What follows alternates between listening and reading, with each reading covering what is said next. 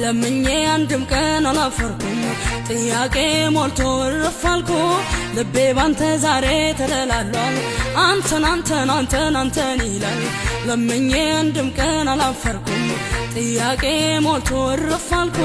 ልቤ ዛሬ ባንተ ተደላሏል አንተን ይላል ግራ ቀኝም አልልም ወደ ኋላ ወደፊት ባንተ ልቤ ረፍቷል ሰላም ካንተ አግኝቷል በጥያቄ ሁሉ ጌታ ጣልቃ የገባ ነገር